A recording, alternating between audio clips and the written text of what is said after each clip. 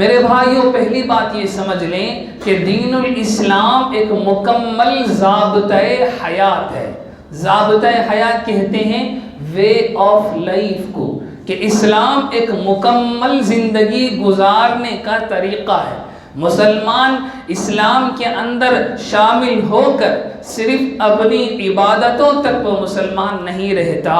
مسلمان اسلام کو قبول کرنے کے بعد صرف مسجد کے اندر وہ مسلمان نہیں رہتا، بلکہ اسلام کا نظریہ یہ ہے، ہمارا ایمان یہ ہے کہ مسلمان اس کی زندگی کے ہر لمحے میں، اس کی زندگی کے ہر سینیریو میں، اس کی لائف کے ایک لمحے میں بھی وہ اسلام کا پابند ہے۔ وہ بچہ ہو تو بھی اسلام اس کے لیے طریقہ بیان کرتا کہ تیرا بچپنا کس طرح گزرے گا۔ وہ جوان ہو، اس کے لیے طریقہ اسلام کے پاس موجود ہے۔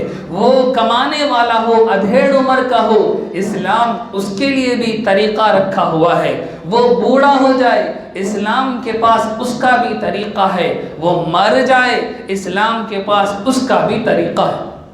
وہ الگ زندگی گزارتا ہے، اس کی پرائیویٹ لائف میں بھی اسلام کے قوانین موجود ہیں۔ وہ کسی کے ساتھ مل کر زندگی گزارتا ہے تو جس کے ساتھ مل کر زندگی گزارے گا اس کے بارے میں بھی اسلام کے احکامات موجود ہیں۔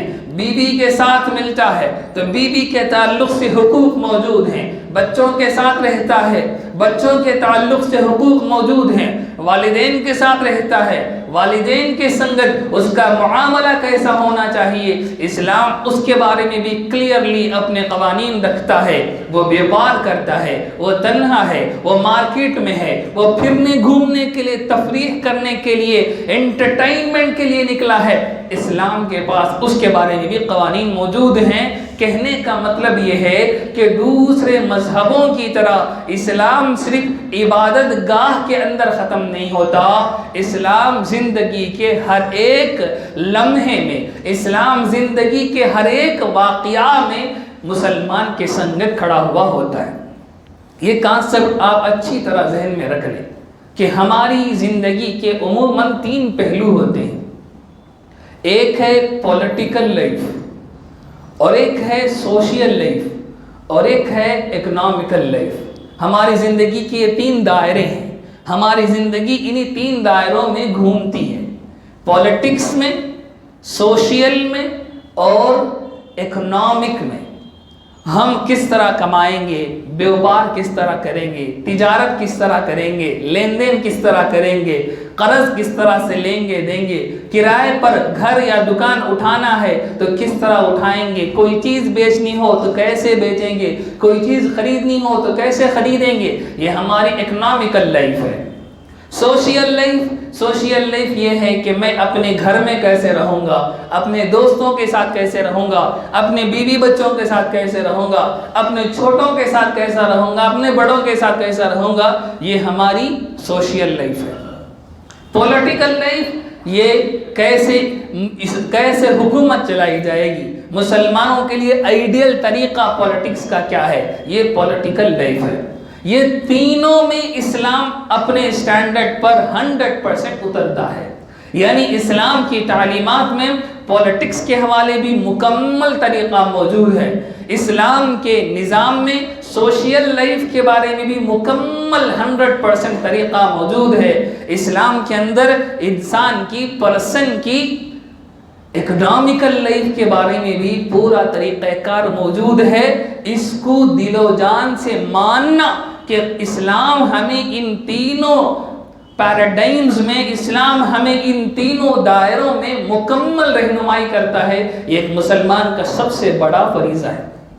اس آیت کریمہ میں اللہ رب العزت یہی ارشاد فرماتے ہیں کہ تم اس وقت تک مومن نہیں بن سکتے جب تک تم رسول اللہ صلی اللہ علیہ وسلم کی باتوں کو ان تینوں پیراڈائمز میں، رسول اللہ صلی اللہ علیہ وسلم کی باتوں کو ان تینوں دائرے میں مکمل 100% دل و جان سے قبول جب تک تم نہیں کرو گے، اس وقت تک اپنے آپ کو تم مسلمان نہیں کہلا سکتے۔ آج میں یہ بات کیوں کر رہا ہوں، اس کے پیچھے ایک مختصر سی کہانی میں آپ کے ساتھ شیئر کروں۔ اس سے پہلے ہم سمجھیں کہ ہندوستان میں ہم رہتے ہیں، آزادی کی لڑائی میں مسلمانوں نے جتنی قربانیاں شروع سے پیش کی ہیں، کسی دوسری قوم کو اتنی قربانیاں پیش کرنے کی توفیق نہیں ملی۔ سب سے پہلے انگریزوں کے خلاف کسی قوم کے دل کے اندر خرابی پیدا ہوئی تھی تو وہ ہم لوگ ہی تھے کہ ہمیں انگریزوں کی حکومت نہیں بھائی۔ کافروں کو کوئی مسئلہ نہیں تھا، ان لوگوں کے لیے کوئی بات نہیں تھی، وہ اس سے پہلے مسلمان بادشاہوں کے اندر تھے، اب کرسچن لوگوں کے اندر رہیں گے، انہیں کوئی فرق نہیں تھا۔ کافروں کو انگریزوں سے کوئی مسئلہ نہیں تھا۔ کافر ہندوستان میں انگریز آنے سے پہلے مسلمان بادشاہوں کے انڈر تھے، اور مسلمان بادشاہ بھی یہاں کے نیٹو نہیں تھے، وہ باہر سے آئے ہوئے تھے، مغل باہر سے آئے ہوئے تھے اور دوسرے بادشاہ باہر سے آئے ہوئے تھے، تو انڈین اوریجن کے بادشاہ نہیں تھے، ان کے انڈر میں زندگی گزار رہے تھے۔ 800 سال تک تقریباً انہوں نے مسلمان بادشاہوں سے کے انڈر میں جو باہر سے آئے تھے زندگی گزاری، اور جب انگریز آئے تو انگریز بھی باہر سے آئے تھے، وہ بھی مسلمان، وہ بھی ہندو نہیں تھے، کافر نہیں تھے، وہ بھی عیسائی تھے، تو ان کے انڈر میں زندگی گزارنے میں انہیں کوئی مسئلہ نہیں تھا، کوئی مسئلہ نہیں تھا۔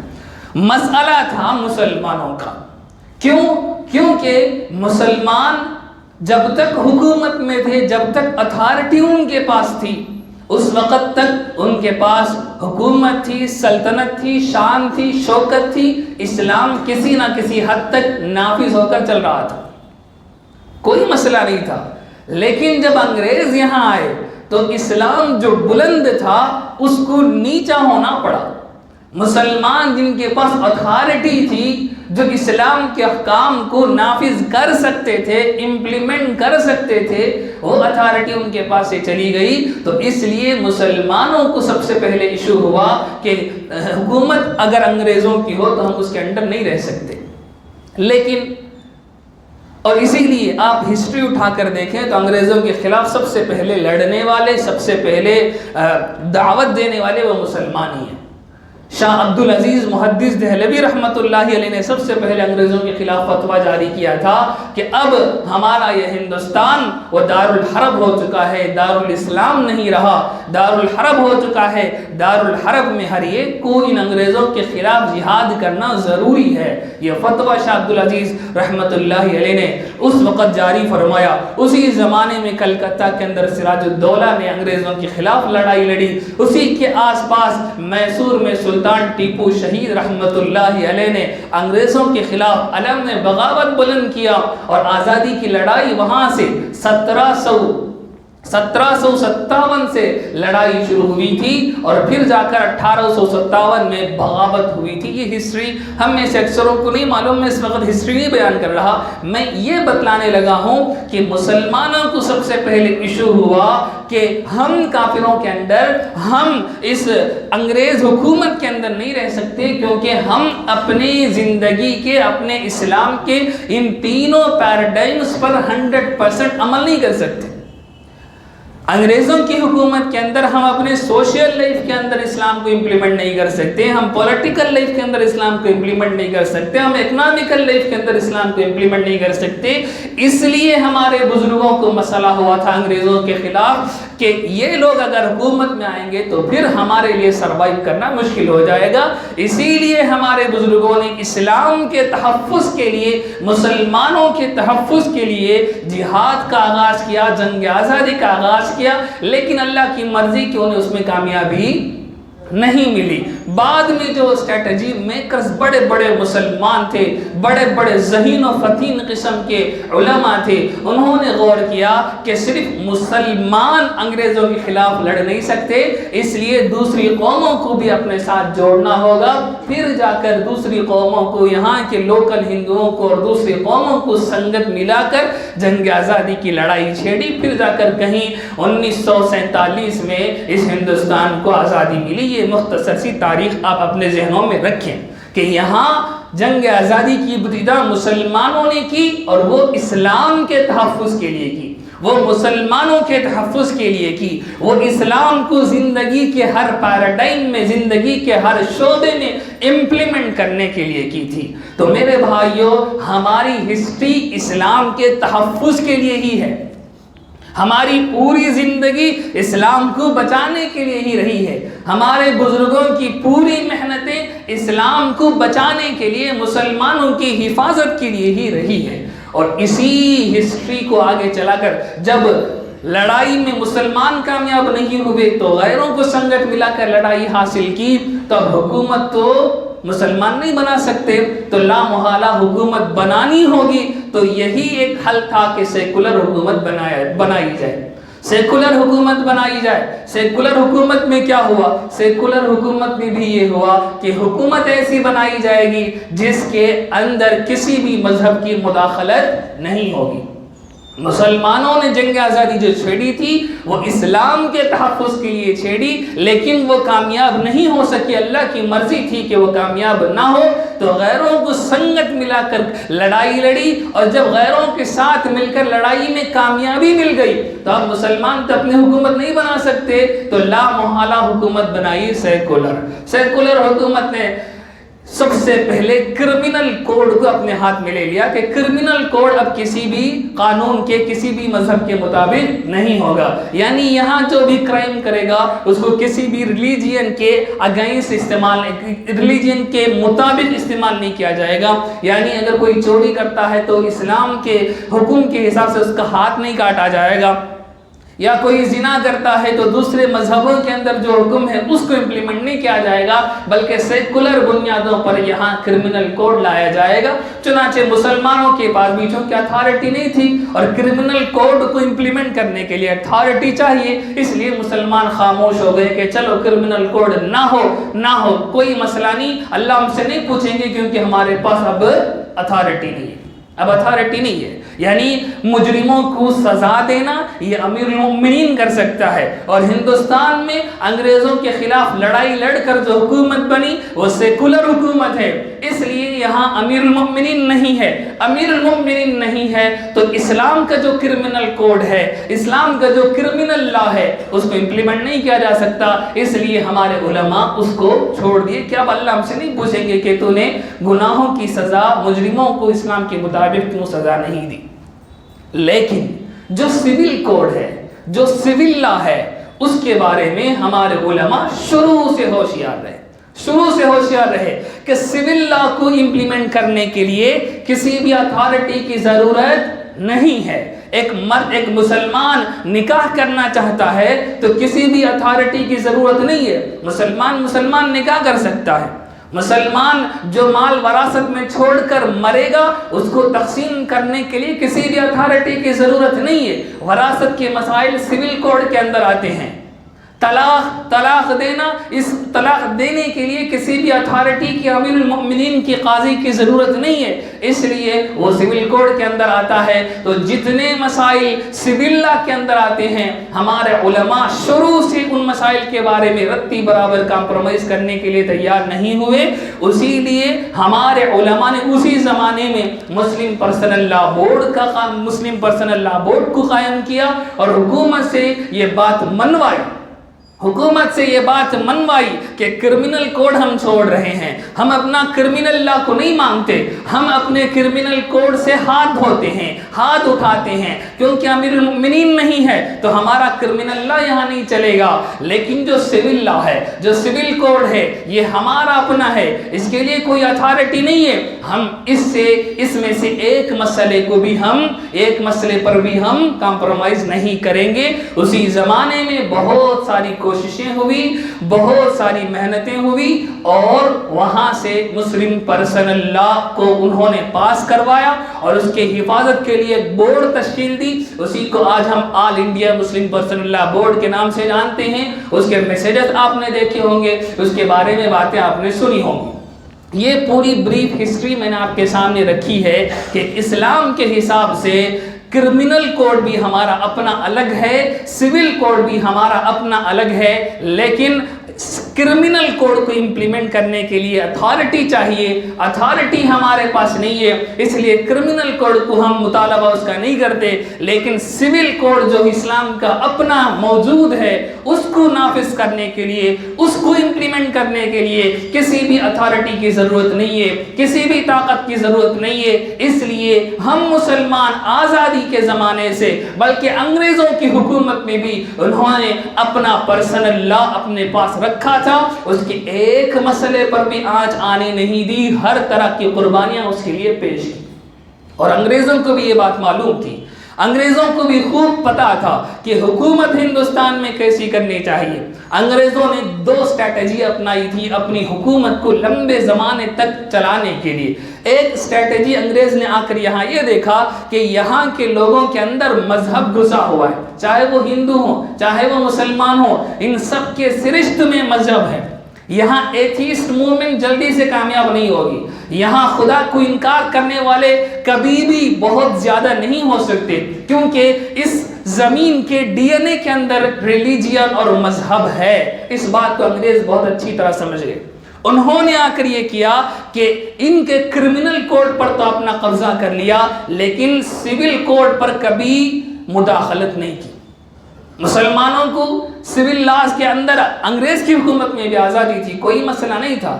ہندوؤں کو انگریز کی حکومت میں بھی ان کے سول لاز کے اندر کوئی پریشانیاں انگریز نے نہیں اٹھائی تھی، کیونکہ معلوم تھا کہ اگر سول لا کے اوپر ہم انگلی اٹھائیں گے تو یہاں کے لوگ ہمیں حکومت کرنے نہیں دیں گے۔ اور دوسرا پوائنٹ، انگریز نے یہ اسٹریٹجی اپنائی کہ یہاں کے ایجوکیشن کو سیکولر رکھا جائے، یہاں کے ایجوکیشن کو کسی بھی مذہب کے ساتھ نہ جوڑا جائے۔ چنانچہ اس نے فیصلہ کیا کہ کتے بلیوں کے قصے پڑھائیں گے، کتے بلیوں کے قصے اسکولوں میں پڑھائیں گے، لیکن کسی بھی مذہب کی بات اس کے اندر شامل نہیں کریں گے۔ اگر کریں گے تو پھر یہاں کے لوگ ہمارا ساتھ نہیں دیں گے۔ یہ 2 اسٹریٹجی تھی جس نے انگریز کی حکومت کو لمبی مدت تک اس ہندوستان کے اندر چلایا، کیونکہ اس نے مسلمانوں کے اور دوسرے مذہبوں کے سول لا پر حملہ نہیں کیا تھا۔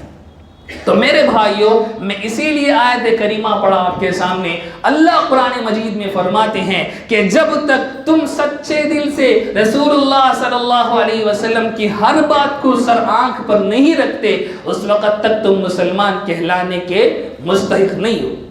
تو اس حوالے سے ہم غور کریں آج کے حالات میں کہ ہم اپنے مسلم پرسن اللہ کو اپنا ایمان مانتے ہیں، مسلم پرسن اللہ کو اپنی شناخت مانتے ہیں، مسلم پرسن اللہ کو اپنی آئیڈینٹی مانتے ہیں کہ ہمارا اپنا سول کوڈ ہے، اس سول کوڈ کے ایک مسئلے پر بھی ہم کمپرومائز نہیں کر سکتے۔ اسلام نے 1 سے زائد شادیوں کی اجازت دی ہے، ہم کریں گے یا نہیں کریں گے، لیکن اس مسئلے پر کمپرومائز نہیں کریں گے۔ اسلام نے وراثت کے تعلق سے فیصلہ کیا ہے کہ بیٹوں کو 1-2 حصے ملیں گے، بیٹیوں کو 1 حصہ ملے گا۔ ہم عمل کریں گے یا نہ کریں گے اس کے بارے میں اللہ کے یہاں تو جواب دیں گے، لیکن ہم اس قانون کو چھوڑ کر نہیں دے سکتے، ہم اس قانون پر سمجھوتا نہیں کر سکتے، کیونکہ یہ ہمارے ایمان کا حصہ ہے۔ قرآن کہتا ہے کہ جب تک تم اس کو نہیں مانو گے اس وقت تک تم اپنے آپ کو مسلمان نہیں کہہ سکتے، مسلمان نہیں کہہ سکتے۔ تو میرے بھائیوں، اس مسئلے پر ہم سنجیدگی سے غور کرنے کا یہ بہت ضروری وقت ہے۔ کیوں میں آج یہ بات کر رہا ہوں، اس کے پیچھے ایک مختصر سی ایک گزارش ہے کہ لا کمیشن آف انڈیا نے اپنے میسیجوں میں واٹس ایپ کے اندر بھی یہ میسیجز دیکھے ہوں گے کہ 2018 میں اس نے ایک سوال پاس کیا تھا، کیونکہ ہندوستان کے کانسٹیٹیوشن میں ایک آرٹیکل ہے، اس میں لکھا ہے کہ ہندوستان کے لیے یونیفارم سول کوڈ لانا چاہیے، یعنی اس کے رہنما اصول کے اندر یہ بات طے ہے کہ ہندوستان کے اندر civil code, uniform civil code, common civil code آنا چاہیے، یعنی سارے مذہب کے لیے جیسے کرمنل کوڈ ایک ہے اسی طرح سول کوڈ بھی ایک ہوگا۔ نکاح کرنے کا، شادی کرنے کا ایک ہی طریقہ پورے لوگوں کے لیے، ہر مذہب کے لیے ہوگا۔ طلاق دینے کا ایک ہی مسئلہ پورے لوگوں کے لیے ہوگا۔ اسی طرح وراثت کا ایک ہی مسئلہ ہندوستان کے ہر ایک ہندوستانی کے لیے ہوگا، مسلمانوں کو کافروں کو کوئی فرق اس میں نہیں کیا جائے گا، مسلمان عیسائیوں اور ہندوؤں سب کے لیے ایک ہی شادی کا طریقہ ہوگا، ایک ہی طلاق کا طریقہ ہوگا، ایک ہی خلا کا طریقہ ہوگا، ایک ہی وراثت کا طریقہ ہوگا، ایک ہی وقف کا طریقہ ہوگا۔ یہ ساری چیزیں سول کوڈ کے اندر آتی ہیں۔ مسلمانوں 2018 میں لا کمیشن نے ہندوستان کے لوگوں سے یہ سوال کیا تھا کہ یونیفارم سول کوڈ کے بارے میں آپ اپنے رائے پیش کریں۔ بہرحال اس وقت مسلم پرسنل لا بورڈ اور دوسری تنظیموں نے، دوسرے آرگنائزیشنوں نے محنت کی، اس وقت اس نے لا کمیشن نے اس سوال نامے کو واپس لے لیا۔ اب جون کے 14 تاریخ کو پھر سے سوال نامہ ایشو کیا گیا ہے، جس کی آخری تاریخ 14 جولائی تک ہے۔ اس میں لا کمیشن نے یہ کہا ہے کہ ایک سوال نامہ جاری کر کے ہندوستان کے ہر ایک ہندوستانی سے یہ مطالبہ کیا ہے کہ اس یونیفارم سول کوڈ کا جو مسودہ، جو خاکہ ہے، جو کوڈ ہے بنایا ہوا، اس کے خلاف اپنے اعتراضات اگر ہوں تو اس کو جمع کروائیں لا کمیشن میں۔ ای میل کے ذریعے سے جمع کر سکتے ہیں یا آپ خط کے ذریعے سے اس کو جمع کر سکتے ہیں۔ وہ کیا پروسیجر ہے، مسلم پرسنل لا بورڈ نے اس کے لیے کیا طریقہ ہمارے لیے بیان کیا ہے، انشاءاللہ العزیز وہ اپنے پاس موجود ہے۔ آپ ہم سے جڑیں گے تو ہم اس کو آپ کے ساتھ شیئر کر دیں گے کہ اپنا اعتراض کس طرح ہم داخل کروا سکتے ہیں یونیفارم سول کوڈ کے اگینسٹ میں، مسلم پرسنل لا کے فیور میں۔ مسلم پرسنل لا بورڈ نے مستقل اس کے لیے ایک پروٹوکول جاری کیا ہے، آپ اس کو فالو کریں۔ مسلم پرسنل لا بورڈ کی واٹس ایپ گروپ ہیں، ان کے ٹیلی گرام کے چینلز ہیں، آپ اس میں جا کر ان لنکس کو ایکسس کر سکتے ہیں، میل کے ذریعے سے ان کے بعد لا کمیشن تک اپنی بات ضرور پہنچا سکتے ہیں۔ اس وقت ہمیں چند کام کرنے ہیں، وہ آج میں آپ حضرات کے سامنے بیان کرنے لگا ہوں۔ پہلی بات یہ ہے کہ ہم اپنے اندر سب سے پہلے اسلام کا مکمل تصور لائیں، اسلام کا مکمل تصور لائیں کہ اسلام زندگی کے ہر ایک شعبے میں، ایسا نہیں کہ زندگی میں سے یہ حصہ میرا اپنا ہے، میں جیسے چاہے رہ سکتا ہوں، میں اکیلا رہتا ہوں تو میری اپنی زندگی میں جیسے چاہے رہ سکتا ہوں، یا اتنا حصہ اللہ کا، اتنا حصہ میرے ملک کا، اتنا حصہ میرے دھندے کا، اتنا حصہ میرے خاندان کا، اتنا حصہ میری زندگی ایسے نہیں بڑھ سکتی۔ میری زندگی 100% اللہ کے لیے، 100% اللہ کے لیے، 100% خدا ہی کے لیے۔ قرآن مجید نے صاف کہہ دیا ہے تمہارا جان، تمہارا مال، سب کچھ اللہ خرید چکے ہیں، اللہ لے چکے ہیں۔ یہ جان، یہ میرا مال، یہ میرا نہیں ہے۔ میری زندگی کا ہر ایک لمحہ وہ اللہ ہی کا ہے۔ اللہ جیسے کہیں گے ویسا میں کروں گا، اللہ جیسے کہیں گے ویسا میں نہیں کروں گا تو اللہ مجھے گناہ دیں گے، کل قیامت میں سوال کریں گے۔ لیکن جو دوسرا کہتا ہے اس کے مطابق میں زندگی نہیں گزار سکتا، یہ مسلمانوں کا بیسک کانسیپٹ ہے، یہ مسلمانوں کا بیسک کانسیپٹ ہے۔ میرے بھائیوں، اس نظریے کو سب سے پہلے ریئلائز کریں۔ میں ہر ایک اعتبار سے، ہر ایک لمحہ، ہر ایک سیکنڈ اللہ ہی کے لیے ہوں، اللہ ہی کے لیے ہوں، اللہ ہی کے لیے ہوں۔ اس بات کو ہم اپنے دماغوں میں اتاریں، اپنے بچوں کو سمجھائیں، اپنے گھر کے لوگوں کو سمجھائیں کہ ہم سب کچھ جو ہیں وہ اللہ ہی کے لیے ہیں۔ میں کرتا ہوں یا نہیں کرتا ہوں یہ دوسری بات، میں عمل کرتا ہوں یا نہیں کرتا ہوں یہ دوسری بات، میں عمل کروں گا تو اللہ راضی ہوں گے، میں عمل نہیں کروں گا تو اللہ مجھے گناہ دیں گے، یہ دوسری بات۔ لیکن میرا ایمان اتنا کلیئر ہو، میں داڑھی نہیں رکھتا ہوں، نہ رکھوں، اللہ کے یہاں سوال کا جواب میں دوں گا، لیکن داڑھی اسلام میں ہے، اس کو میں مانوں، اس کو اپنے بچوں تک ڈیلیور کروں۔ جو گناہ ہے وہ گناہ ہے، جو نیکی ہے وہ نیکی ہے، میں کر رہا ہوں یا نہیں کر رہا ہوں یہ دوسری بات، لیکن میں سب سے پہلے نیکی کو نیکی، گناہ کو گناہ ایکسیپٹ کروں۔ میں سب سے پہلے اللہ نے جو طریقہ مجھے دیا ہے اس کو میں سچے دل و جان سے مانوں، تبھی قرآن مجید کے حساب سے میں مسلمان کہلاؤں گا۔ یہ پہلا کام ہمیں کرنے کا ہے اس وقت۔ دوسرا کام ہمیں یہ کرنا ہے کہ اپنے مسائل کو اپنے اندر سالو کرنے کا ایک نظام ہم خود بنائیں، اپنے مسائل خود سالو کریں گے۔